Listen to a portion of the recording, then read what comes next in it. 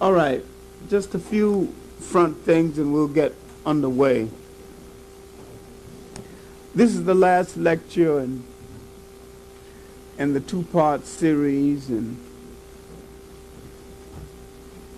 we've become a kind of a family, and don't think you're getting rid of me,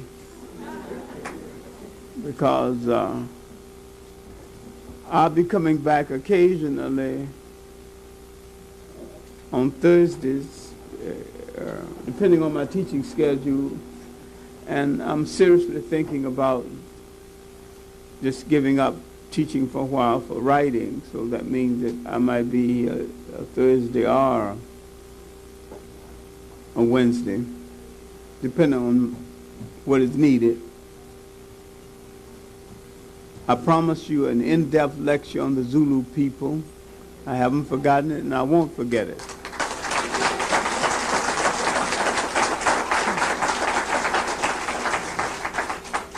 After the commercialization of what once was a holy day,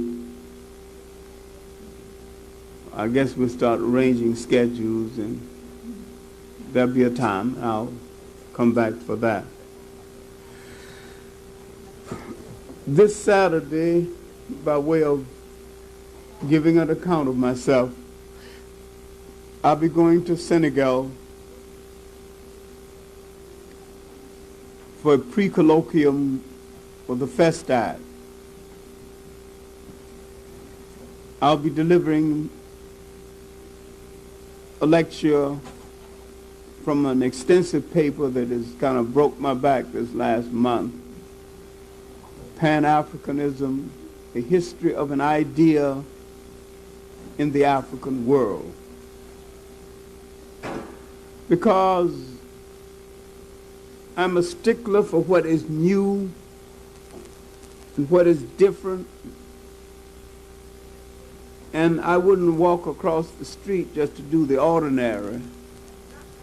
So if I can't write something exceptional about a theme, many times I leave the theme to amateurs and to students. But I looked at this word Pan-Africanism because this is the only thing that's going to save us anyway, a world unity of African people. And I looked at some new information I have on the black untouchables of India, numbering more than 100 million, and how they became untouchables, and the introduction of the concept of untouchability, and the large number of African people in the millions in the Pacific. And I looked again at my research file on the destruction of the African people in an island of Tasmania, where every single man, woman, and child was put to death. I wondered again about the international position of African people. But in my approach to Pan-Africanism for Senegal, I did not start my approach to the subject with 1900, when H. Sylvester Williams of Trinidad called the first conference in London. I started it 500 years before, when slaves on a ship learned what we seem to have forgotten, that though they came from different parts of Africa, different so-called tribes, spoke different languages, they all had the same problem and the same oppressor. This very evening, in a meeting at the Caribbean Cultural Center, we were discussing African culture, how to reclaim it. An Afro-American girl says she's just beginning to understand her culture, and she resents the fact that people just talk about slavery instead of culture. And a Nigerian student, lady, said that she has no culture problem. I'm from Nigeria, and I'm acquainted with my culture. And I've had no cultural disruption, which proves she's brainwashed by the West. A large number of the slaves who came to the West were Yorubas from Nigeria. Most of the revolts were set in motion by Yorubas, led by Okans from Ghana. Now let me illustrate this for a moment, then I'm going to go into the lesson, go into the lecture. Toussaint Louverture was a Okan, but he didn't set the Haitian Revolution in motion. The person that set it in motion was a Yoruba, Bokman, a priest. The revolt in Guyana, led by Kofi, well led by Kofi. But the man that set it in motion was Ankara, a Yoruba. The Yorubas and the Okans developed a partnership away from Africa that they never had in Africa. The same thing is true of the revolts in Brazil. It is the Yoruba culture that held it together. And they couldn't get to them until they broke through that strong Yoruba culture. The main staying power of the revolt in the Western world was Yoruba. When we look at Nat Turner, Ambakisye-Okang, Gabriel Prosser, we find the same kind of process. Then the young lady said that she understands Thomas Sobel because he said other ethnic groups built stores, factories, and pulled themselves up, and see no reason why blacks shouldn't do the same thing. A few years ago in a meeting in Washington, it was really a meeting of anti-Zionist Jews, and I happened to be one of the speakers. And afterward, some foreigner, a German, came over to me and says, "You know, Professor Clarke, other groups in America have pulled themselves up by their bootstrings. Why haven't your people done the same thing?" I lost my cool and I said that because someone stole our boots, you racist.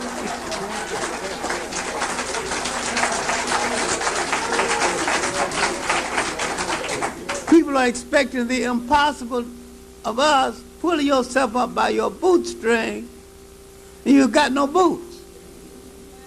The neatest trick of the week if you manage to bring it off. Then this girl said, she said that, why don't blacks progress like other groups? I said, look, every group came here looking for something. We were not brought here to be given democracy, citizenship. When the American dream was dreamed, it wasn't dreamed for us. When the American promise was made, it wasn't made to us. At the turn of the century, our family was less than 50 years old because during slavery, it was against the law to have a family. Now you expect our family to be the same as other people's family? We just put it together the day before yesterday?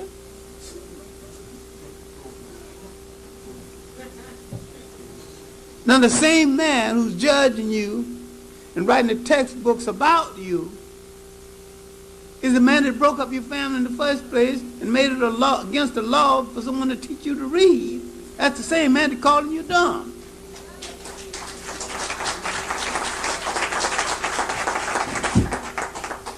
And too many times we accept the blame for a lot of things. A lack of stimulation, a lack of black hero worship. Where you going to see a black hero? You look into all the television you look at. Where are you going to see a black hero? Remember when Bill Crosby played in I Spy? He couldn't even get a black woman. And when he got one, he lost. This other guy was knocking over blondes and brunettes all over the place.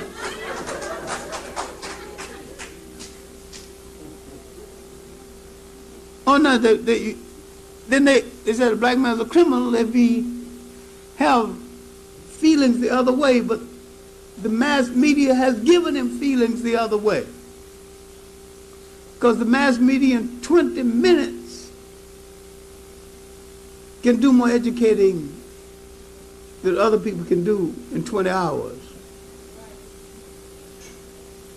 With our kids looking at all these misconceptions of the hero and never seeing themselves emerge as the hero. He has some misconceptions about himself and his ability to be a hero. In this evening's discussion, talking about culture and how to infuse our culture into the curricula, everybody forgot to emphasize that slavery was a war on our culture. It was a war on the culture of all the non-European people of the whole world. And that the most cultured people in the world were told they had no culture and also had no God that was worth worshiping. So the European not only gave you a new psyche, a new mentality, new clothes to wear, a new God to worship, then he didn't have to build jails. His building jails was redundant because he already had you in one and still have you in one. When I look at this beautiful Nigerian girl spouting all this conservative nonsense, like she knows her history already, and I just asked her a simple question: how did Nigeria get its name?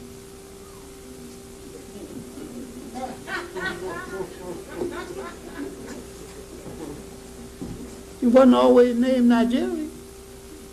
How did it get its name? All right, very simple.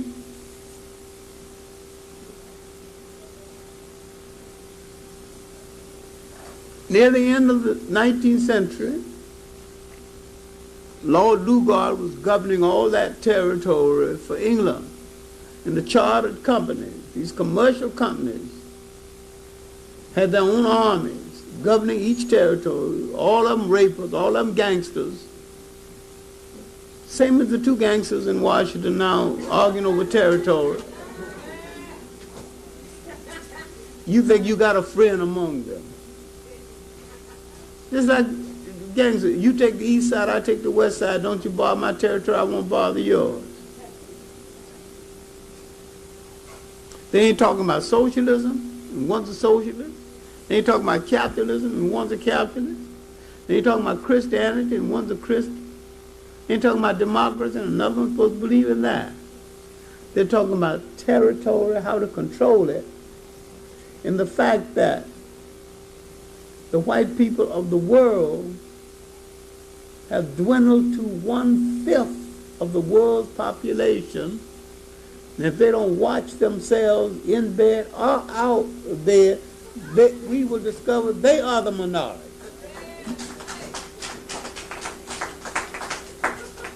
So once they put it together, they're going to have to ask them for permission. And once we remember the one thing about power is the ability to include and exclude, there's a whole lot of people they're going to have to deal with. All right, now back to the subject.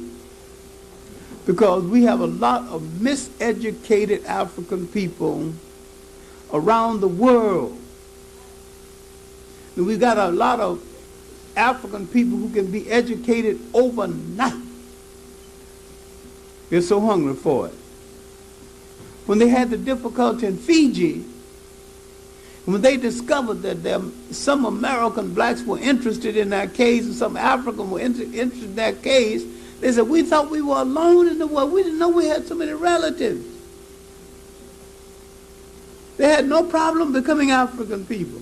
They had no problem relating to the other relatives in the world. Glad to do it. We're a big family. Now, my talk for tonight, and unfortunately the last in the series, will deal almost solely with the African Americans, the lonely nation away from home.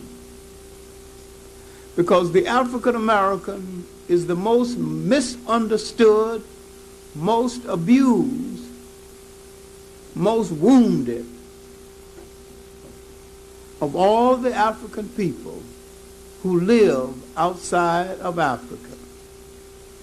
And yet, he is the target for destruction by more forces than any other African people. He's the one African that the Western world won't destroy. Principally because he has grown insensitive to his oppressor, and he, more than any other African, have fought in larger numbers for his oppressor and mastered his oppressor's modern war technique.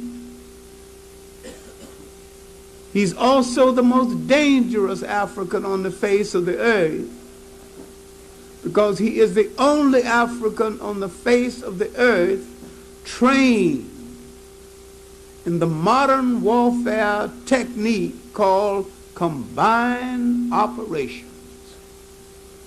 Combined operations is the art of striking a target land, air, and sea. No other Africans on the face of the earth have enough training to move on a target with ships, airplanes, and infantry. And the black American has been trained to do all three. He wasn't trained to do this to liberate himself or to liberate anyone. He was trained to do this for someone else. But the training is still with him. But he has never converted his training into a liberation army for himself. After World War II, Africa could have picked up almost for nothing one of the finest black air forces on the face of the earth. But because Africa was not ready to do this, their talent deteriorated. Many of the men went bussing dishes and clerking and lost all their skills. But I'm saying that the skill and the training to make a modern army was with the black American.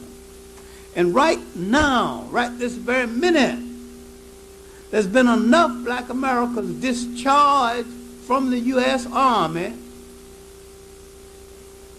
with enough modern skill, they can train a modern army for every nation in Africa.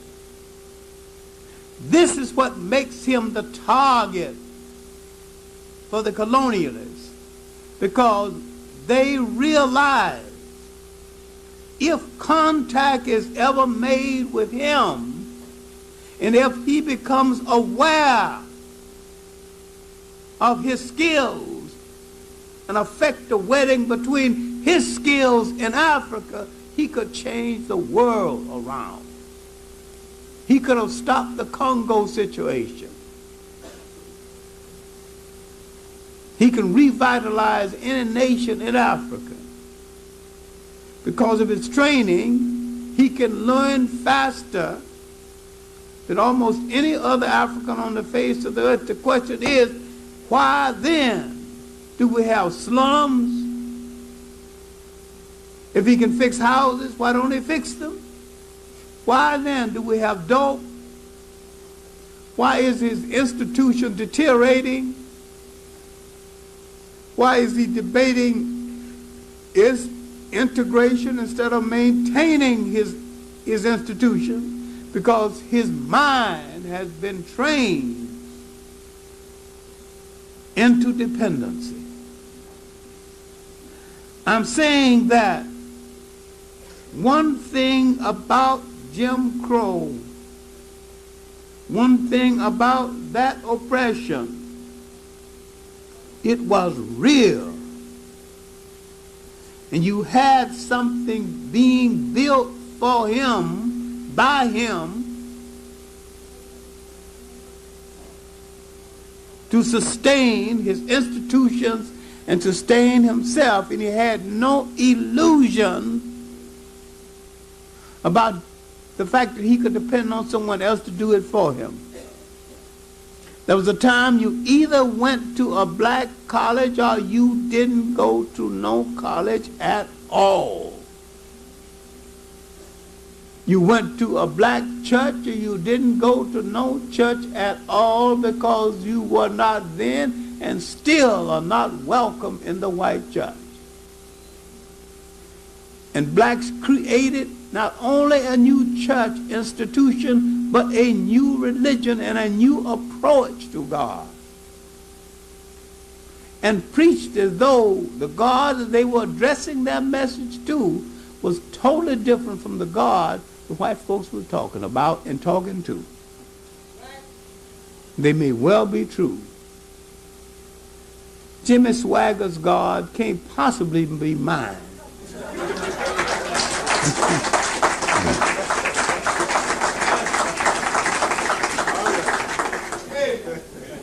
This was the survival of African culture. All right. Let's see how the mystery was set in motion and what makes the difference. The difference is not got anything to do with who's got the best brain. The difference has got nothing to do with personal bravery. The difference has got to do with the isolation and the nature of oppression and what each one had to react to. And the difference has got to do with what oppressor left you with illusions and what oppressors did. Now, a few weeks ago, only 3 weeks ago, in the meeting on Marcus Garvey in Jamaica, I said, because I didn't want to disturb a lot of people by saying it in the public lecture, but in the private gathering, I said, now that the public is not here and we're just here having ourselves some nice Jamaican food and drink together, let's level with each other. Marcus Garvey is 47 years dead. If Marcus Garvey were alive today walking in the streets of Jamaica, somebody might stone him to death, advocating the same thing. And yet what Marcus Garvey advocated is the most important thing that is needed, not only in Jamaica, but in the whole of the African world. Now, he rarely ever used the word Pan-Africa, and yet he was the ultimate Pan-Africanist, fighting for the unity of the whole of the African world. And as though it was planned, while I was in Jamaica, the very next day, they gave medals to the Jamaicans who participated in the invasion of Grenada. A contradiction to end all contradiction. I explained that he did not succeed in Jamaica principally because the Jamaicans then and now have the illusion of nation. And we in the United States then and now was never given the illusion of nation. They will let us know right now that they don't want us here. And they didn't let us dream that we were part of this nation. They let us know that we were brought to do a set labor. And once the labor was over, we were a surplus population. A nation within a nation without a nationality.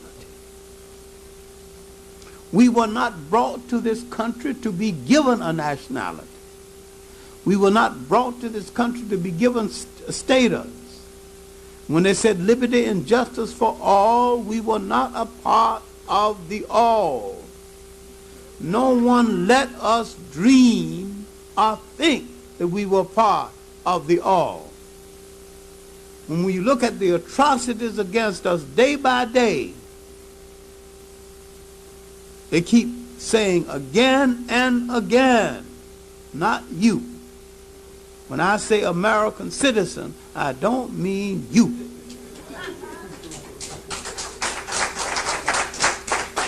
Now,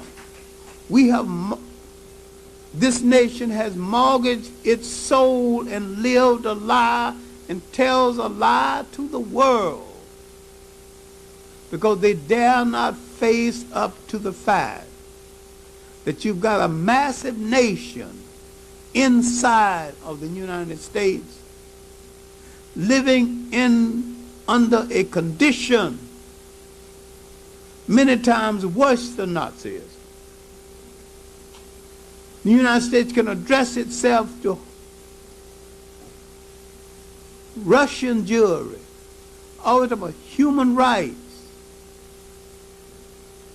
Don't you think this girl, these cops raped, has human rights? They won't address themselves to any issue of this kind. Well, all right. Because we have not examined the illusion that went into the original entry in the United States that wouldn't go away, we can't deal with the present because we think that maybe this country has betrayed us. This country has not betrayed us. Didn't promise you anything in the first place because they wasn't talking to you. If you're in an English country, they give you the illusion that they're talking to you. Read the Mansfield decision on slavery. He who touches British soil, breathes British air, becomes a free man. That sounds real good. British kept slavery 100 years after that. Mansfield decision. You think the British becoming liberal? Nothing. They were freeing the slaves in England because the slave was redundant in England. Wasn't even needed in England. And either he had to free the slaves or put in England or put down a revolt of the British working class who wanted their jobs. So he didn't free them out of benevolence. He freed them out of necessity. All right, now when we arrived in the country had not worked out its racial pattern. 1619, 1 year before the Mayflower. And we won't talk about the Mayflower people because they're not exactly my favorite people anyway. And I often tell my students, if someone say they came over on the Mayflower, descended from those people, do not laugh directly in their face. Cup your head and laugh to one side. Have good manners.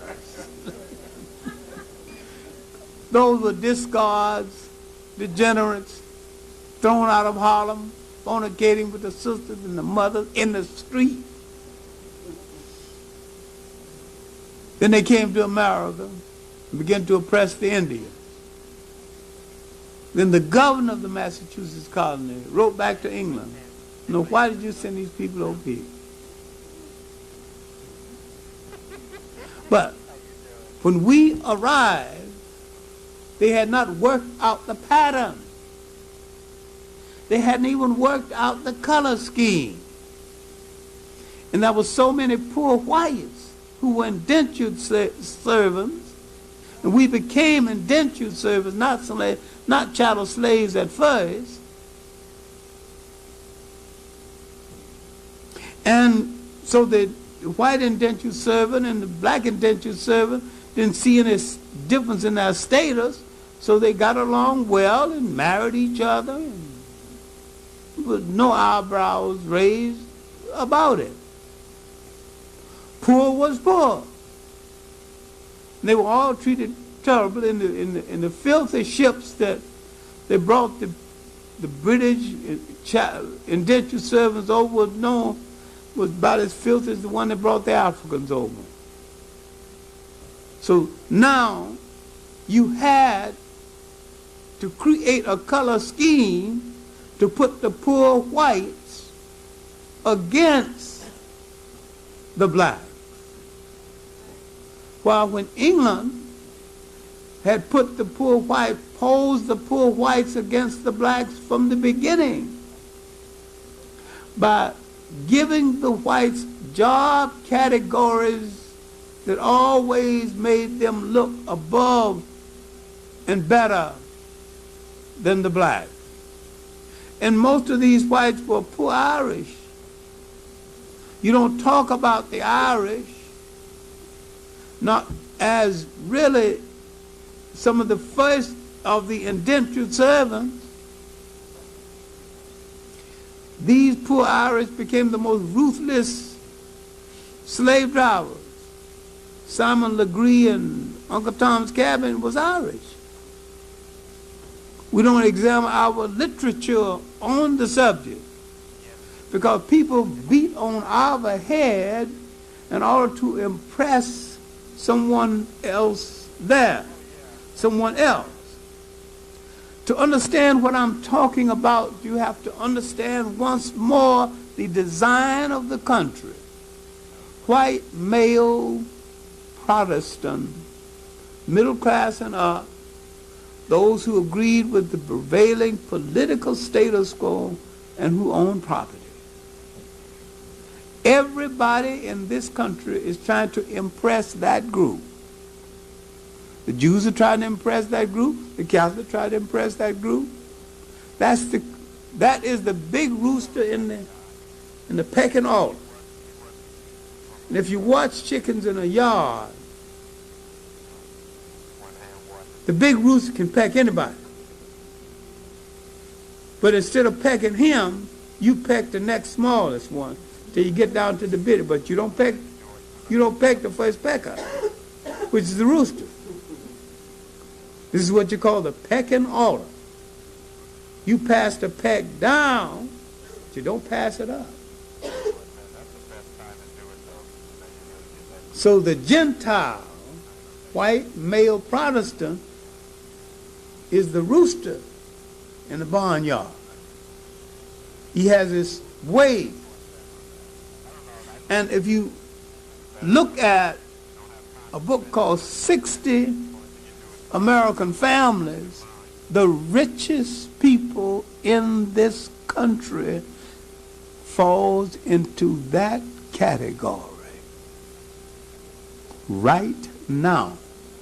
And the same 60 families and their descendants who control the major wealth in the country at the turn of the century still control the major wealth in the country. All right, now, back to what happened to that original group, 1619 group, about 20. They worked their way out of indenture. They became landowners. And one Anthony Johnson became a slave owner. And why we know so much about this is because slaves could at that time take their master to court for brutal treatment, and one of his slaves had to take him to court. This is why we got a record of it. Now, I'm not proud of a black slaveholder,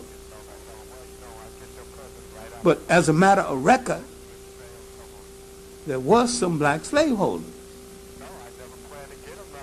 In Carter G. Woodson's book on the early black families, it's additional documentation for this. Now, our history in this country is working our way around all these illusions and assuming that certain promises were made to us that were not made to us, taking handouts and crumbs from the table, while other groups at other places fared a little better, but do not assume that slavery was mild any place. Slavery was different. And being different does not mean it is less hard. I mean, the slave owner was less crude in his administration of the system, but he still administered the system. He still killed. He still sold families from families. All right, now come the American Revolution, we hear all this talk about liberty and justice for all. We believe some of it. Now, again, we have to go over a neglected but well-documented part of our history. The presence of a large number of Caribbean activists in our movement before the American Revolution and after the American Revolution. Why Prince Hall of Barbados, founder of the Masons? Why Peter Ogden, Antigua, founder of the Odd Fellows? Why Russ Wong, one of the first to graduate from a college, one of the editors of Freedom's Journal? Why Robert Campbell, another Jamaican, who would go out with Delaney and search for a place for settlement Why this harmony between two African people who don't seem to have much harmony now? Why did they display so much good sense in the 1880s, in the 1800s, and in the 1900s? And we're talking so much nonsense to each other in the 1900s, going to the 21st century. What has happened to us? What made these visiting Caribbeans have a certain kind of nerve and inject a certain kind of sparkle in our movement that wasn't there? They came from a system that gave them the illusion that a free man was free. These were free blacks as against slaves. But a free black in the United States was free in quotes and limited in what he could do. The free black from the Caribbeans was no freer, but he had the illusion that he was supposed to be freer, and he acted accordingly. And yet they gave something to the whole movement that wasn't there. They would help set in motion the colonization society. Ruswan would go to Liberia, find the Liberian Herald, a newspaper still in existence. In the 1850s, they stopped coming in any appreciable numbers. And the free black in the United States began to visit them, because while there was still slavery in Jamaica, throughout the whole Caribbean island, they were free enough to invite black Americans in the struggle to come down and rest up a while. All right, now let's look at the scene they had and the scene we had. In the mental depression brought on by our scene and the slight relief brought on by their scene. They were on an island. They were the majority. When you are the majority, though you are a slave, you get the feeling that ultimately you're going to be the master of the land. And that's true, because most of the time you are going to be the master of the land. They could go up in the hills of Jamaica, and sometimes for months and almost a year they wouldn't see a white man. There was no place we could go where we didn't see him or reminded of his awesome power. Now look what is happening to that mentality. Wilson Huggins would say years later, we rise each morning and petition for the right to live to the end of the day. And the next morning we have to petition all over again. Because this is where the phrase going to meet the man, literally going to get permission to live one more day. But if you're way up in the hills, most of the time you don't see him. So the psychological impact of his presence on your mind is not there. And you know he owns the land, you know he's the master. But physically, you're not looking him in the face every day. So this relieves the mind of being reminded constantly. While in this country,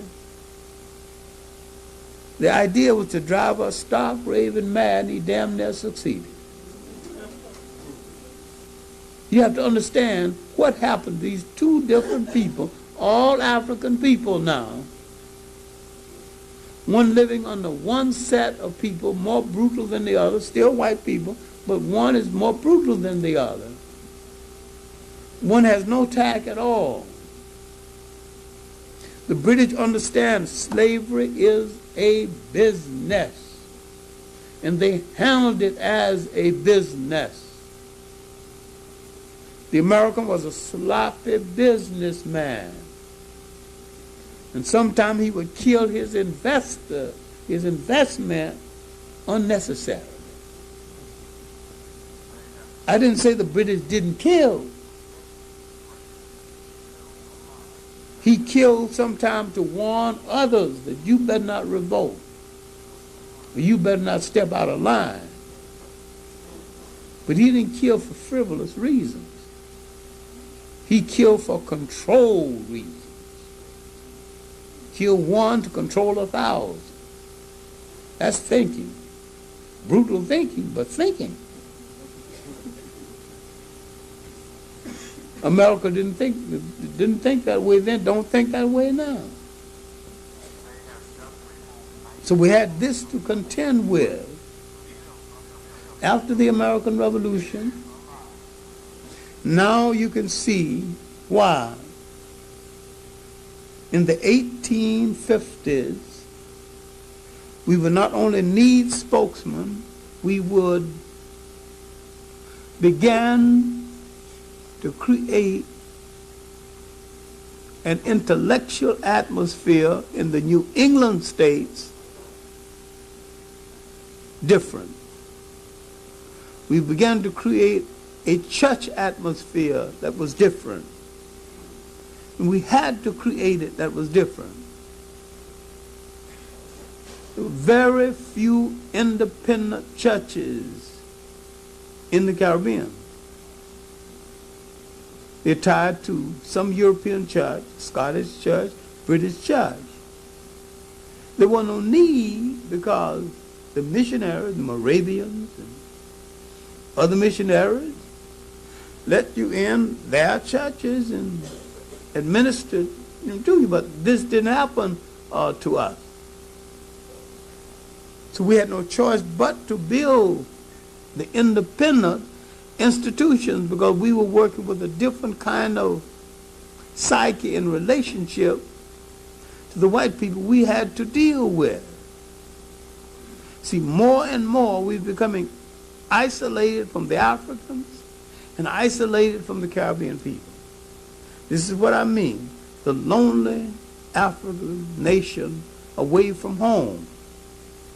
Still an African people no different from any other African people when we left. The difference is the nature of oppression and the nature of the oppressor and our reaction to it. All right, slavery was hard in the Caribbean islands.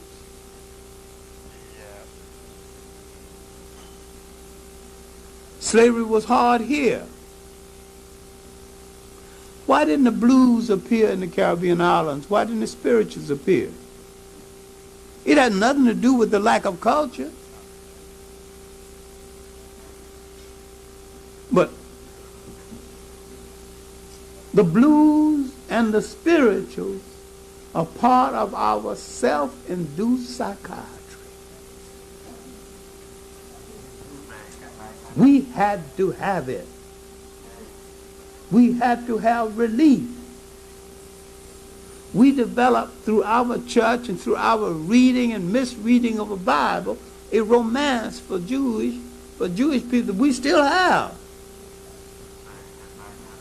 We wanted to associate with a people who escaped from something. Now you can see why we're singing, go down, Moses, tell old Pharaoh, let my people go. What are you talking about? Let your people go. When they become your people? Tell old Pharaoh, let my people go. Now, who was the Pharaoh?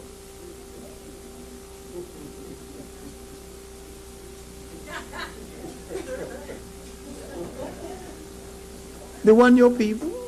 Now, if you read the real history of the story, it comes out differently. They were collaborators with the invaders of Africa. When the Africans came to power, the Africans said that whosoever obeys African law may stay. And those who don't want to obey African law, now that the Africans are back in power, have to go. Those were the ones who decided they wasn't going to obey African law. How did they get to be your people? Go down, Moses, tell old Pharaoh, let my people go. Now, because we do not dig deep enough into African folklore, we don't even know where the first story is recorded about someone parting the sea.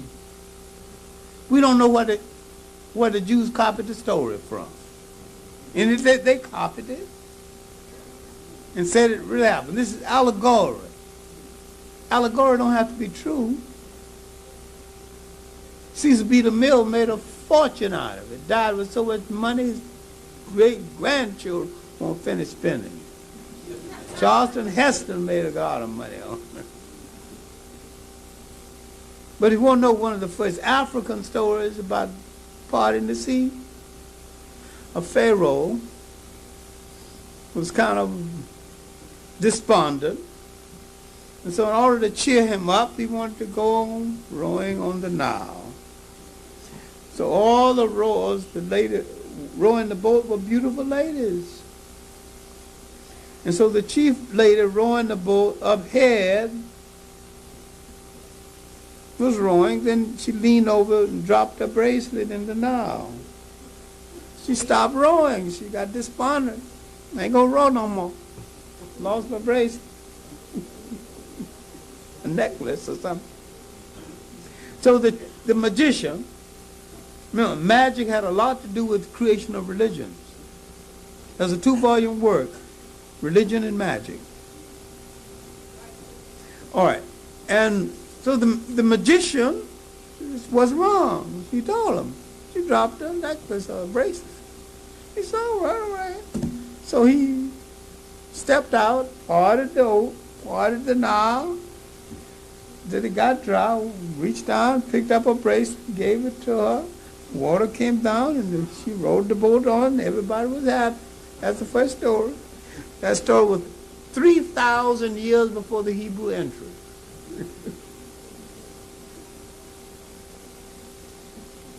But if you look at African literature, you can find a duplication of all these stories. And I think some of our spiritual will be changed around. Marian Anderson was singing the story in Egypt, and the Egyptians asked her to stop. I mean, the Arabs, there's no such thing as Egyptians. Egyptians don't rule Egypt. Arabs rule Egypt right now. The Arabs weren't even a people when all this was happening. So they had nothing to do with, none of the greatness of Egypt. The Arabs didn't have nothing to do with it. He was the one that came in and robbed all those graves and stole all that gold. And took some of the stone and built mosques. Some of the mosques are still there. So you call the Arab an Egyptian, you're wrong. But we got a whole lot of misconception. Another one is in the song Deep River, My Home is Over Jordan. How did your home get to be over Jordan? It's a beautiful song. You should have heard Marian Anderson in her great days. God, she could put you there. That was a singer. Pity she didn't record more. Pity Roland Hayes didn't record more either. What I'm saying is that a circumstance of history shaped each one of us a separate way. And today, sometimes when we are boasting among ourselves, all we're saying is my slave master was better than your slave master, which is the most stupid argument that any two people can ever have. If you're against slavery, then no slave master is good. You get to, a Bajan would say that his slavery was mild in Barbados in comparison to in Jamaica. So who in the hell cares? What difference did it make? It was still slavery. Slavery wasn't mild any place. Slavery was hard every place. All right. There was a time in Barbados when the rich planters took up all the good land, and the poor planters, slaves and all, picked up and settled along the sea island of Georgia and the cheap land along the American coast of the South. And the people that they brought with them spoke a combination of English and African. This is the origin of the Geechee. The Geechee is nothing but a Bajan. And I've had a Bajan language check it out and prove it positively to be true. But it wasn't a mild situation there either. But I'm saying that first half of the 19th century, the newspaper building period, the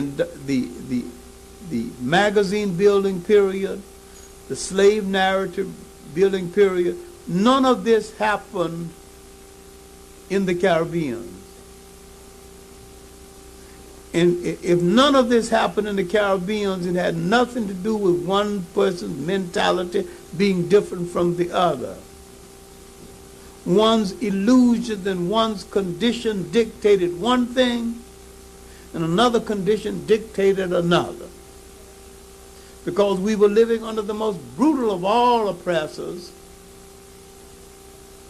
we would get an outlet in the spirituals and in the blues.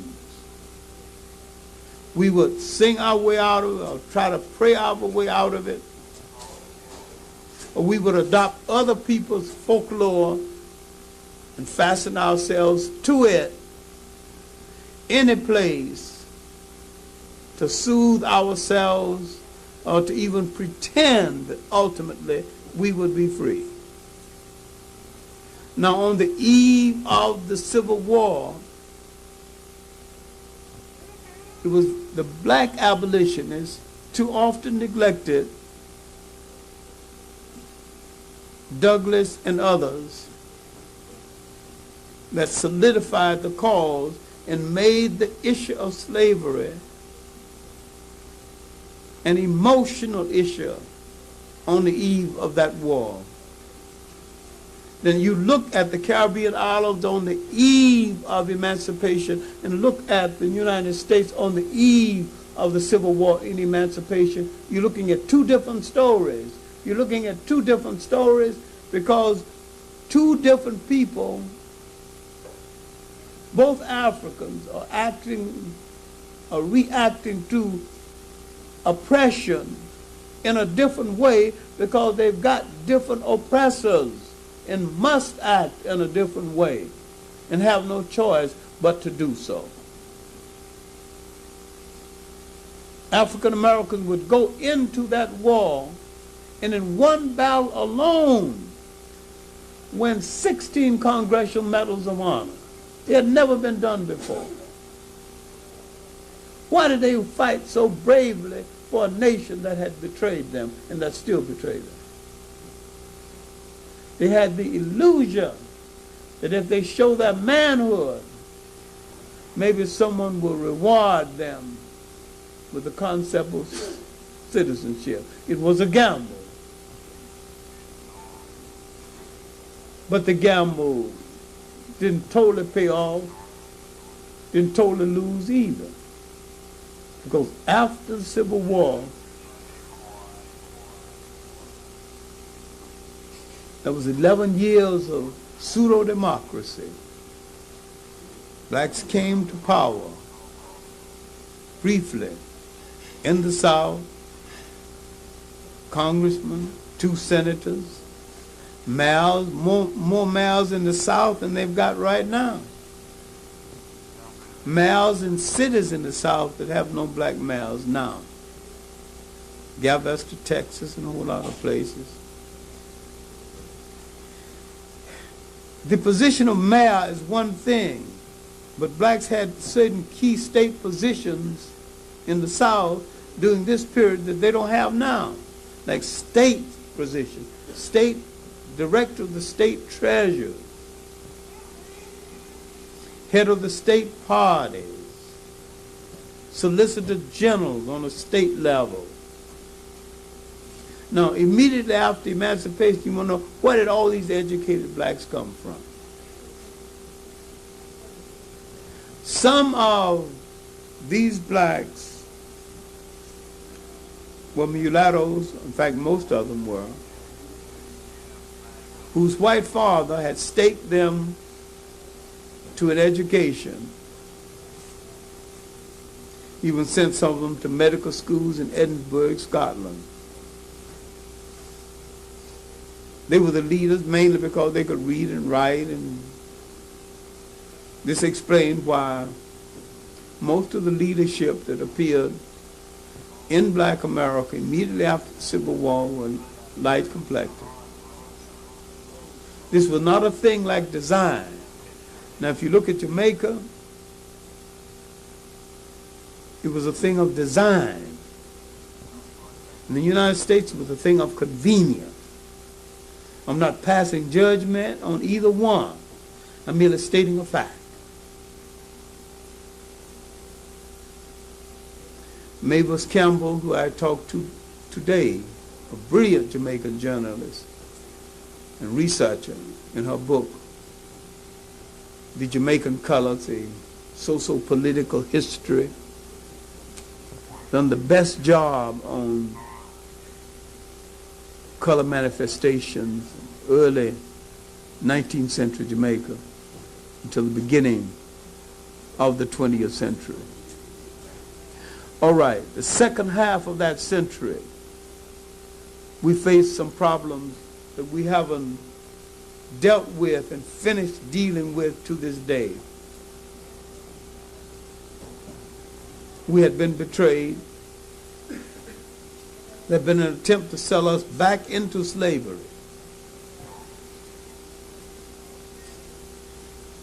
The promises of the Reconstruction had been betrayed. And the white friends we had in Congress, it was really only 2, one in Congress and one a senator, Thaddeus Stevens and Sumner, had been blocked off. Not much we could do. Liberia had been settled. The colonization movement was underway. A little-known movement we need to study again, the Negro Convention movement, was meeting every year. We are the meetingest and the talkingest people in all the world. We call more meetings, pass more resolutions, and get less done. Any people in the world. We will meet and vote and forget what we voted for. We were meeting then. Our lodges, women branch, men branch. But that last 25 years, we begin to face reality and shared illusions as we never done before. Bishop Turner on the scene, the fiery Georgia Presbyterian, the Back to Africa advocate, the whole concept of Back to Africa before Marcus Garvey, the Chief Sam movement, another Back to Africa movement that appeared in Oklahoma. Chief Sam was a Ghanaian who was going to get some ships and take all of us back. The ships never appeared. A lot of people sold that material, gathered to Galveston, Texas, waiting for the ships to come to take them away. Ships never appeared. They had to go on back home, shame their face, and buy some more furniture and try to live in America.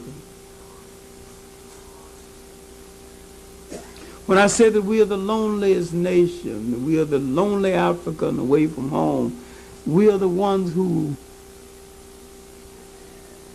were invited to the United States. And when we finished laboring, the job became obsolete. To this day, no African nation has invited us to come home. Officially. The same as Israel had a law that any Jew who wants to return can return. Africa has no such law. Not one nation in all Africa. And yet Africa has more space than Israel. 1,000 times more. In fact, all black Americans fit into one corner of the Sudan and they wouldn't miss the space. Under proper cultivation, we feed ourselves there too.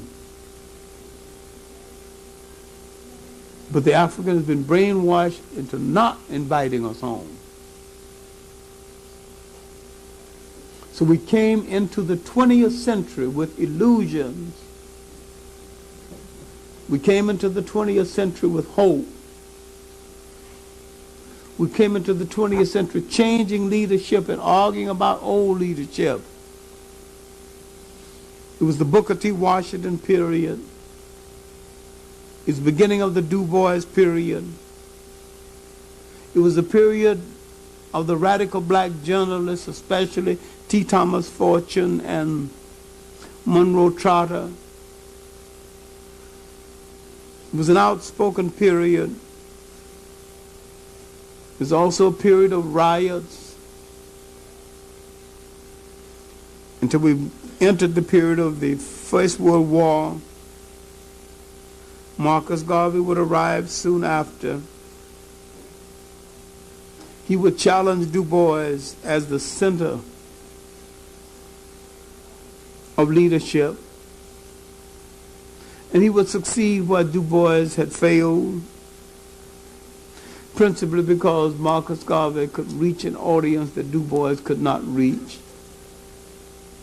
Du Bois, with his Oxford accent, his Harvard accent, he was always correct,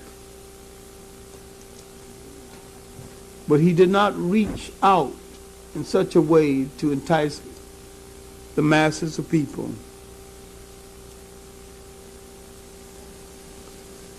What Garvey brought was some illusions taken from his growth in Jamaica. The dream of ships, the dream of nation, the dream of wholeness, and a concept that came out of his maroon background, the idea of redemption and the idea of avenging old wrongs. He was listened to by millions of people, principally because he spoke a language and had a spirit that instantaneously communicated what many of the other intellects did not. We're not dealing with right or wrong. We're dealing with appeal. There had been great men of appeal in this country,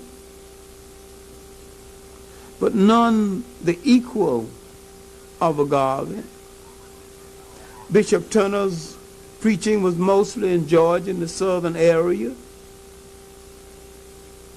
Du Bois was mostly among the intellect and the people he called the talented 10. A lot of blacks did not read Monroe Trotter's The Boston Guardian, nor did they read The Age, and another great journalist, T. Thomas Fortune, who many times wrote speeches for Booker T. Washington. Blacks entered the war and came out with more illusions. In the 20s, Marcus Garvey is getting a massive organization underway. Now there's several political strings running side by side. As a literary organization, a movement called the Harlem Renaissance. Marcus Garvey is the political stimulants for that Renaissance. He's given the lonely nation away from home a reason for being. So they invest in his ships, in his schemes. And while they regret having lost a lot, they did not cry, because he gives them a meaning, a stimulus for living different from anything they ever had in their life.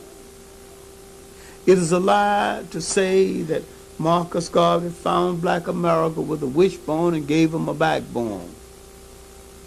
They had a backbone before.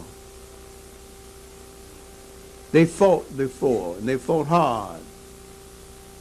But he had a way of communicating, a charismatic way of communicating, that made them think of things that they had never previously considered.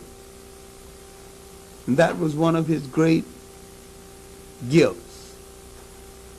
After his difficulty going to jail and being deported back to his native Jamaica, America would soon go into the Depression. He would be forgotten until the Italian-Ethiopian War. During the Italian-Ethiopian War, he would remind us, and we would remind ourselves, we need to reconsider what he had been said about nation. Because no people can be whole without a concept of nation and nation formation. And he understood something, and this is why he was successful in building the largest mass organization ever right here in the United States. He could never have built it in Jamaica. Couldn't build it in Jamaica of that day, couldn't build it in Jamaica of this day. Because the Jamaicans had the illusion that they have a nation. We had no illusion. We had no illusion about being wanted in this country, because the Americans have let us know we were not wanted. So a drowning man, when you throw him a rope, he have no time to analyze who threw the rope. He pulls on the rope. You don't try to grab both ends of it either. All we knew that we needed some form of rescue, and we were desperate people. Now, as we moved into the period of the Depression literally solidified our ranks. But it was the Italian-Ethiopian War that made us think of nation again. made us think of wholeness, the protection of nation, made us relive some of Marcus Garvey's teachings about nation and nation structure. And it was with this and all the misgivings that we entered another war with doubts and wondering what we would get out of it. But we had no enthusiasm for the Second World War and didn't suspect that we would get anything out of it. This is why after the war, when the Supreme Court decision about segregation, 1954, we were rather cynical. We didn't believe it because we thought that there was some hidden thing behind the whole thing. It really wasn't going to work. We were right, it didn't. They haven't integrated the schools and not going to. And all places are not completely integrated and not going to be. And we were so happy we let so many of our institutions go. But as the freedom rides got underway, the civil rights movement got underway, the African independence explosion got underway. This was about nation. And here is what we needed to make a reassessment. March the 7th, 1957, when Nkrumah, announcing the independence of Ghana, said, "At last the long night is over. Ghana, our beloved country, is free forever." We needed, all of us needed to sit down and reassess our approach. We need to reassess Pan-Africanism. Pan-Africanism, a motherless child wandering away from home, had found a mother, had found a geography. Pan-Africanism now could be tied to geography. It became now a meaningful ideology for the survival of African people everywhere. We did not make the reassessment. We did not see the connection. And yet a brilliant Trinidadian saw the connection. George Padmore. And he couldn't get this connection, couldn't get his idea across. He became advisor to Kwame Nkrumah. Really, he was advisor to him from about 45 on. 59, he was dead. When we look at the ideals that went into the African freedom movement and the ideals that mashed with the civil rights movement, the ideals that went into the Caribbean Federation, part of the same ideas came from the fertile mind of George Padmore. The Trinidadian aristocrat, really. Even changed his name so his other family, the rest of the family wouldn't get confused and get put upon because of his radical activity. Came from the nurse family in Trinidad. My main point here is that we have to think now where all of us will go. But principally, we have to think of what's going to happen to the loneliest African nation away from home. Numbering about 40 million people with the best technical training of any African people living outside of Africa. The target for dope, all kind of crack, all kind of crack and wisecrack and everything.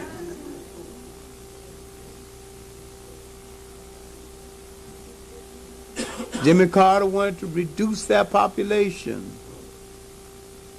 AIDS is another way of reducing their population. I'm saying that of all the African people in the world, the ones in the United States is the greatest and most tragic target.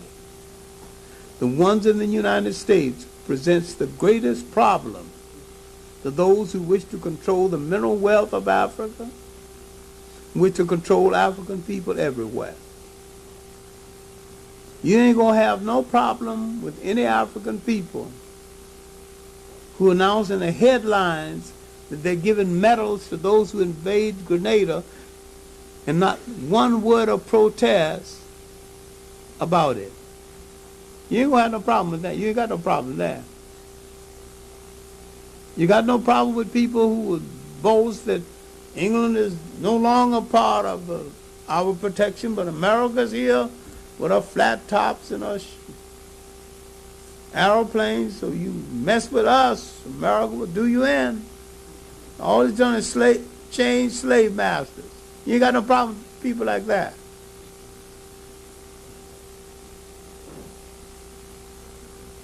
But in the United States, you have a group of people with enough technical knowledge to change a continent around. But their mind is so full of misconceptions, and sometimes their body is so full of dope,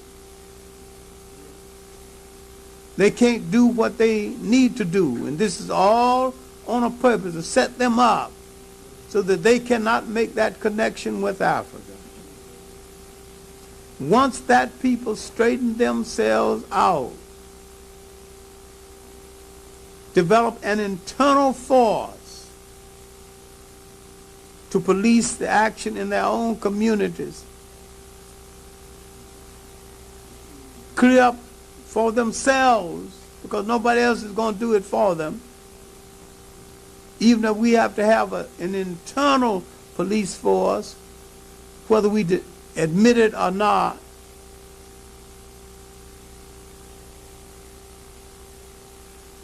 Charge the church with the role of getting across a new message to the people other than just praying. There's some spirituality in the revitalization of a community and opening up boarded up houses and fixing them and taking welfare people out of hotels and giving their children a healthy environment. Once we discover what we can do ourselves, study Booker T. Washington, W.E.B. Du Bois, and Marcus Garvey, and the concept of nation. The one thing that they do not want to catch on among us is the concept of nation. They have trained us into dependency. We keep worrying about what other people will do for us. We need to stop thinking, and once we begin to do things for ourselves, we can force these other things. We have to have everything that goes into the making of a nation. We should have the equivalent of it. There's enough of us. 40 million people. We should have at least 3 symphony orchestras, 7 theater groups, national, 30 clothing factories. All kind of farms. If you're going to wear wool, then you should have some sheep. When you wear cotton, you should have a cotton field. A lot of them. Own it. I don't mean work on it. Own it.